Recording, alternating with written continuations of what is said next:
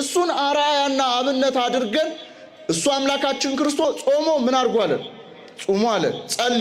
ጸልዮ አለ። ተመልከቱ። ንስሐ ግቡ ብሎ ግን አምላካችን ክርስቶስ ንስሐ ሲገባ አይተነዋል እንዴ? ክርስቶስ ንስሐ ገብቷል እንዴ? አልገባም።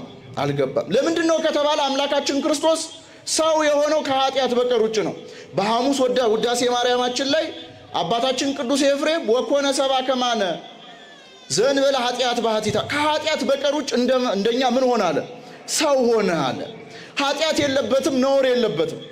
ከነውር ውጪ ከኃጢአት ውጪ እንደኛ ሰው ሆኗል። ለምን ከተባለ ንስሐ ከመግባት አስቀድሞ ኃጢአት አለመስራት ስለሚቀድም ነው። ስለዚህ አምላካችን ክርስቶስ ከኃጢአት ንጹህ ነው።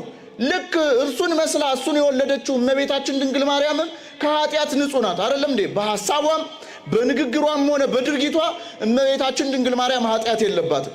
ሌላው ግን የሰው ልጅ በጠቅላላ ኃጢአት ይሰራል፣ ይበድላል። ለዛም ነው ኃጢአት የባህሪያችን አይደለም። ከጉስቁልና በኋላ ግን እንወርቃለን፣ እንበድላለን፣ እግዚአብሔር አምላክ እናስቀይማለን። ለዚህም ደግሞ ንስሐ ተዘጋጅቶልናል። ቅዱስ ዮሐንስ አፈወርቅ በነበረበት ዘመን ላይ ከነበሩ ምንፍቅናዎች መካከል አንደኛው ኃጢአት የሰው ልጅ የባህሪ ገንዘቡ ነው የሚል ነበረ እና ቅዱስ ዮሐንስ አፈወርቅ በዘመኑ ለነበሩ ሰዎች ሲመልስላቸው ምን አላቸው?